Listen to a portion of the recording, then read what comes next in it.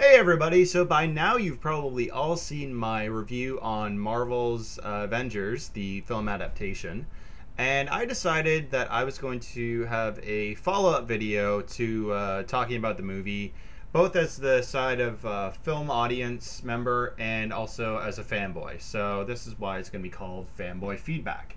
This is breaking the mold. You don't get something like this every day. You do not get a thing that's combining all these popular icons from your childhood or something that you grew up with, and just having a chance to see them interact with each other, be on the same team, not always in this case with this movie, but having a common goal and having a reason to come together, which Avengers actually did very well. Not just grabbing random superheroes together. The thing I liked about, and there are going to be spoilers here, the thing I liked about what they did was they initially didn't have them together for specifically a reason that they were just superheroes. Because Samuel Jackson as Nick Fury, the way he treats the characters, he's like, he says in the trailer, he's a desperate man, but he's like, I don't want to have to, have the Avengers come together for just any old problem. S.H.I.E.L.D. gets pretty messed up here. Loki does his damage hard. I think not only does he destroy almost a quarter to half the helicarrier, he completely messes up their base where they're experimenting on the Tesseract. And, S.H.I.E.L.D. is basically at a loss. They really are needing people like the Avengers to have them come together and kind of do the job for them. So yeah, it's really not a sense of we need power for allies to stop a powerful enemy. It's more a case revolving around this Tesseract because Tony Stark knows about it. He's a scientific genius. Captain America has seen it in action. He's seen what it's capable of. Hawkeye and Black Widow, they're mostly there because they are S.H.I.E.L.D. agents. Thor is there because he's got to stop Loki, and because the Cosmic Cube or Tesseract, whatever you want to call it, is there because it's Asgardian technology. And Hulk's there. Now this is the one where I felt it was very contrived. Hulk's there because the cube emits gamma radiation. Okay, people are going around this thing all the freaking time.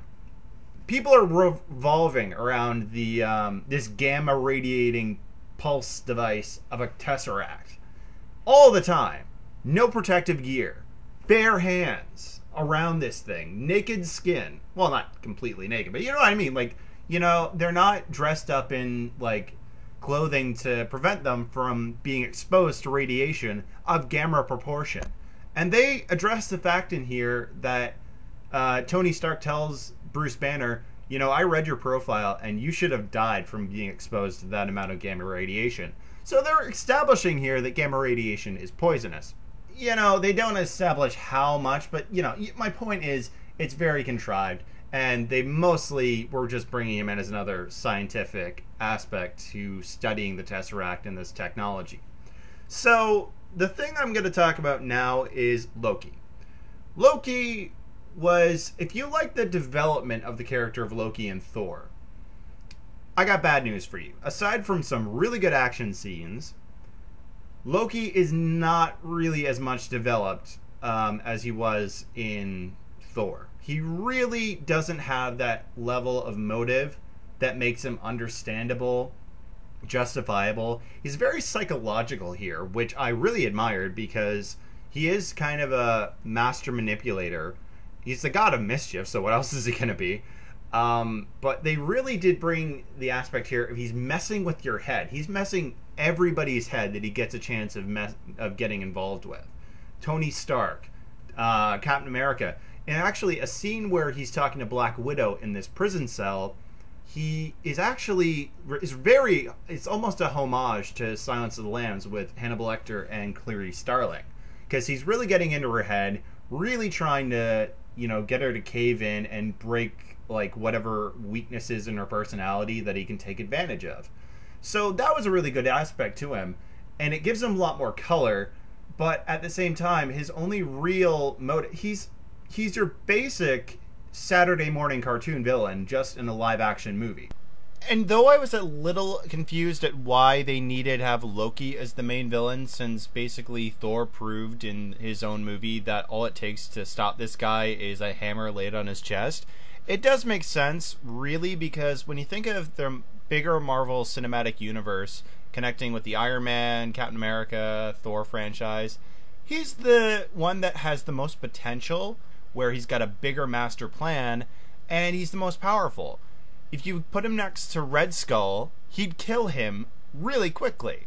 And if you put him next to Abomination, maybe that's a bit of a different story, but Abomination's just a brute force. You need somebody who's very powerful, very strategic, and has more to them than meets the eye. And Loki fulfills all of those qualities here in the Avengers. And although he's not technically the one who's in charge of this alien army, that I won't spoil for you because it's a really big reveal. I find it a little bit hilarious that the person who decided to hand over control of his alien army handed it over to the god of deception. Kind of a stupid move there, on behalf of he who must not be named. Now, the CGI here, I liked what they did with the CGI with Hulk, because Hulk here looks like the Ang Lee version of the Hulk, except much more refined in terms of like the design.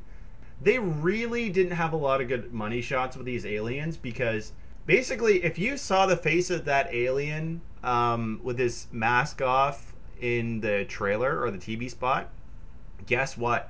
You don't see much more than that in the movie. Most of the time these guys are going by so fast you can't see their faces.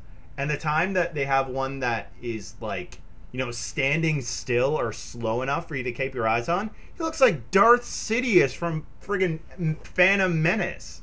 It's really a shame when you've got designs like these guys and they're whipping by so fast that you can't really relish the moment. You can't say, holy crap, that looks like a sick alien and it's gonna mess up Captain America. It's gonna destroy Iron Man. And speaking of the team, I like the fact that they kind of played the team aspect, that these guys were very, very difficult to work with, that they all had their kind of rivalries. Once in a while they were getting together, but they were mostly getting together because of a greater need.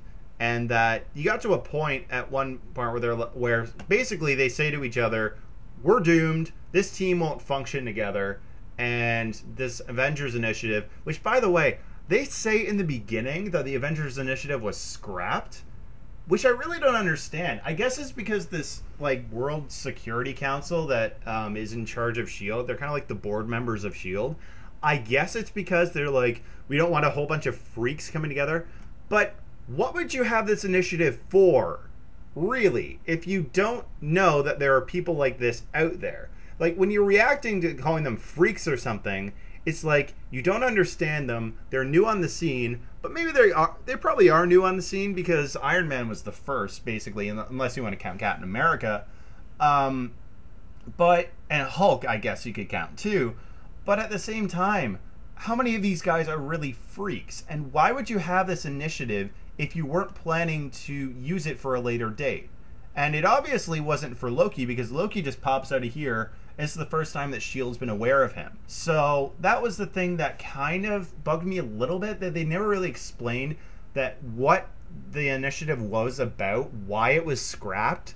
And I guess they figured that these guys couldn't work together, but that's kind of an off chance. Like, you're going to say, we're ordering you this. This is on behalf of your government. And yeah, you guys are superpowered, but you're not a law unto yourselves. You know what I mean? So I thought that they really didn't explain that enough. That was my only problem. What I did like, actually, this is kind of a love-hate relationship with me. I like that they played this as realistic as possible in terms of a team working. This was basically like a Black Ops Special Forces unit type of thing. Which is why I compared my review to G.I. Joe, because I couldn't really think of any other words to put in it. You watch a movie like Team America, you're not going to get the same thing, especially because it's a comedy.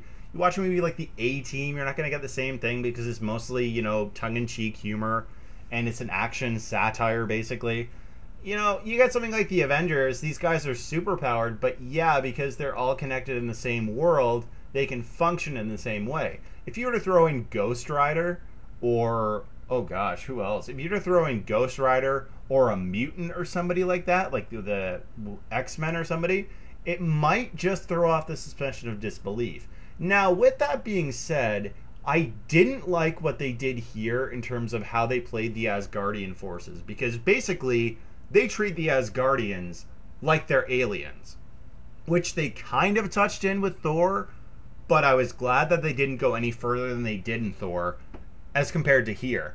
They treat it like Thor and Loki are from Krypton, like they're this advanced alien civilization that's so much like ours, except their technology is faster and they're superpowered.